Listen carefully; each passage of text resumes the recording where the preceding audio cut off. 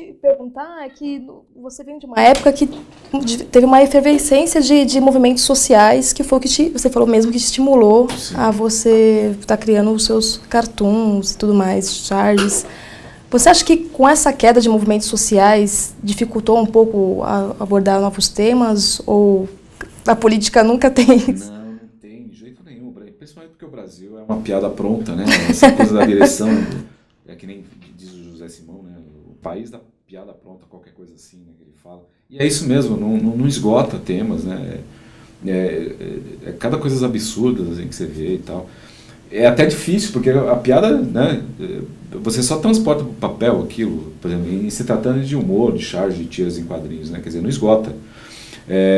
A gente percebe uma mudança de mídia, né, por exemplo, agora, nos jornais impressos, agora a internet, né, Sim. Grande ferramenta de publicação, né, de humor, enfim, mas né, no Brasil eu acho que a gente não vai esgotar esse sistema. O que não falta é material. Não falta. E você já, nos seus trabalhos, sofreu algum tipo de censura, fora aquele que você tinha dito que teve um problema de uma revista, que teve uma censurazinha, né? Que você contou pra gente quase agora. Teve alguma outra? Não, de censura não. Só tem crivos, né? Por exemplo, você tem que submeter... Por exemplo, quando você vai fazer a charge política, geralmente acontece isso, ou para um determinado meio, né, em que você vai prestar o teu trabalho e tal. Aí você deve um crivo para o editor, que vai responder, porque você trabalha para um jornal que de repente defende a questão política, econômica, então você não pode atingir diretamente. Então tem essas coisas aí, né? Tem um freio ali que você tem que andar por aquela regrinha ali, né? Então, que você contou da senhora da Aparecida, né? Que foi colocada misturada com o jogador, e aí alguém veio e não gostou da ideia e caiu em cima do jornal, né? Aí gerou uma turbulência social naquela época e tal. Eu não sei nem direito como é que aconteceu isso, enfim, mas foi um fato. Agora tem coisas engraçadas, que nem quando eu trabalhava para a época nos sindicatos, que tinha uma coisa mais provocativa, né? Sim. Para chefes, patrões e tal. Eu lembro que uma época tinha feito um desenho com o nome, a gente botava o nome do chefe, o cara que fazia uma pressão psicológica ali para os trabalhadores e tal. Desenhava o cara e botava, né? Aí um dia esse cara, encontrei ele, né? Ele falou, é você que fez? Engraçado porque ele guardou aquele desenho, ele tava com ele no bolso, todo amassado, assim, dobrado, assim, amarrotado. Nossa! Porque engraçado que o cara era chefe na época, fazia uma pressão, né, em cima dos trabalhadores, né, e depois ele virou o diretor do sindicato, virou um membro do sindicato. Então ele participava de assembleias e tudo mais ali. Aí ele me conheceu, né. Ele falou, tá aqui, ó, guardei até hoje que um dia eu ia te encontrar, não sei o quê, mas aí numa outra história, né, num outro...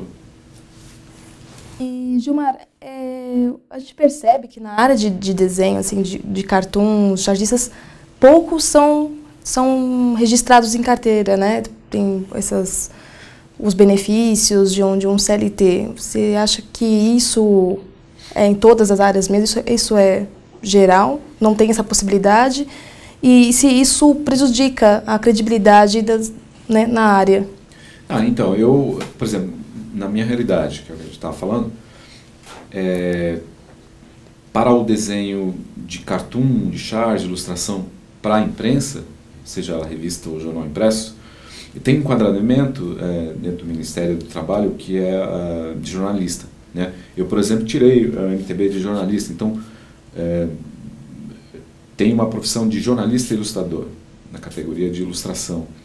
Então você reúne, eu lembro que na época você reunia, acho que 6 meses de publicação na imprensa com crédito, fazia o processo, entrava e recebia um MTB, né? Então, teoricamente, sou um jornalista ilustrador que trabalha na imprensa. Então, essa coisa do desenhista, ele tem que ter um segmento, né? Tem que ter uma classificação ali para... Agora, o resto, por exemplo, que nem o cara que trabalha, o desenhista que trabalha para um estúdio, eu já não sei como é que é, entendeu? O cara, por exemplo, porque as coisas são... bem segmentadas. Isso, e de tarefas, né? Tem um cara que faz só o desenho, o outro faz a arte final, isso já não sei onde que ele se enquadra profissionalmente falando, né? Entendi. Ah, muito legal. E tem alguma vez que você tenha recebido ou que você tenha visto alguém da área recebendo alguma proposta diferente do que a gente costuma ver para cartunista? Tipo, as pessoas sempre estão, os desenhistas sempre estão desenhando para um livro, né? Ou para um jornal. Aí, de repente, alguém vem com uma outra proposta totalmente diferente. Tem umas coisas meio inusitadas, assim, que a gente dá uma esquivada. Por exemplo, no meu caso, eu estava falando que tem coisas, né, o pessoal pede para fazer para casamento. Então, a gente está condicionado, por exemplo, no meu caso, condicionado a fazer coisas para editoras, né, para empresa. Você não tem a relação pessoal, né, você se relaciona com a empresa, então você sabe mais ou menos o que você vai cobrar para aquilo e tal. Agora tem essas coisas, faz a minha noiva, não sei o que lá, num cartão de...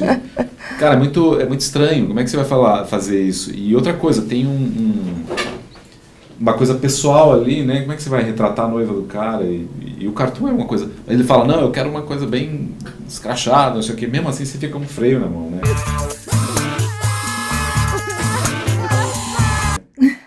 Enfim, é meio... Ou retratar a minha vida, de repente, como foi para eu colocar no convite do casamento. Convite do casamento. Então tem essas coisinhas meio diferentes que é melhor nem mexer com isso. Mesmo porque também quando você faz um trabalho desse, sobra pouco tempo.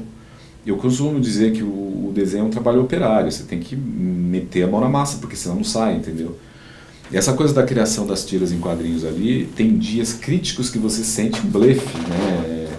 O papel tá branco e passaram-se horas, você se perdeu na internet, foi para lá, não sei o quê, foi para a padaria tomar um café, no caso, né?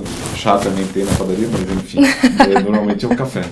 Volta e depois passou mais horas, você fica disperso e não produziu nada, então é muito estranho. Aí tem dia que você tá, né?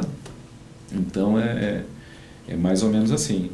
E a gente percebe aqui nos seus trabalhos que tem o traço que a gente identifica, né, que mantém, mas alguns têm os olhos mais, né, mais fechados e tal. Você tem algum trabalho que tem o porquê disso, de você ter desenvolvido o projeto dessa forma? Tem, aquele livro ali, Ocre, é um livro que eu diria assim, que é diferente desses outros. Esses outros que estão ali, todos eles foram feitos, digamos assim, editorialmente. Foi feito para alguém, para algum veículo, foi vendido para alguém, entendeu? Foi feito pensando naquele segmento.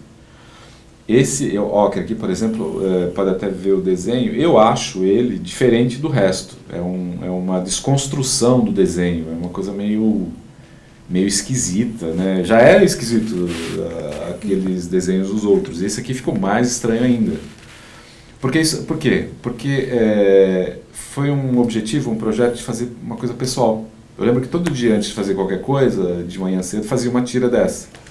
E é um assunto um pouco mais picante, né? Esse Ocre aí o subtítulo é Não Recomendável para Pessoas Românticas, né?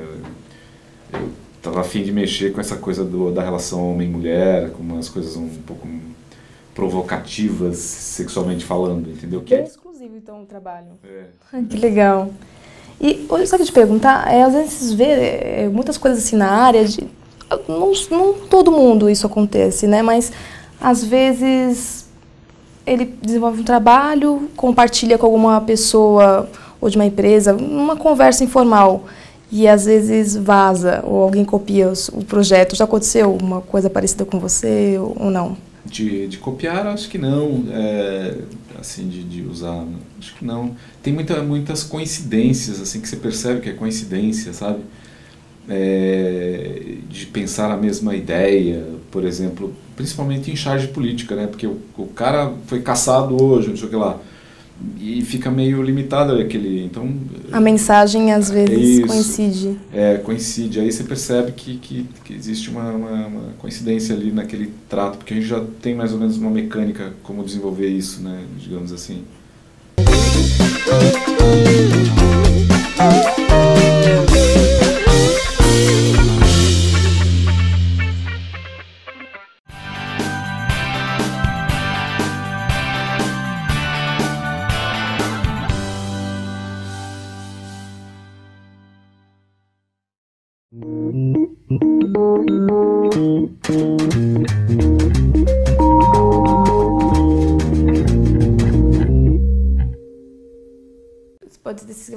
Já teve desenho que eu tive ideia, que eu não olhei pra nenhum lugar e venho do nada. Venho de noite dormindo. Acordei no meio da noite, fui lá e desenhei. De inspiração, né? Acontece. Cara, né? E às vezes pode até você ter olhado pra algum lugar, mas você não vai lembrar. Né? Vem do nada. Então, mas sabe que eu ia dormir com prancheta do lado, cara. Assim. Eu ia dormir com a prancheta exatamente para não. Com receio de correr o risco de perder. Né? De perder. Acontece direto. Eu tenho umas ideias muito viajantes, assim. Eu tô escrevendo um conto na cabeça. Aí eu vou chegar no computador e esqueci tudo. Até a primeira linha. Tem gente que até eu acho que consegue lembrar, sei lá, alguma coisa desse tipo, mas eu, por exemplo, esqueço tudo. Se passar uma hora, apagou, então tem que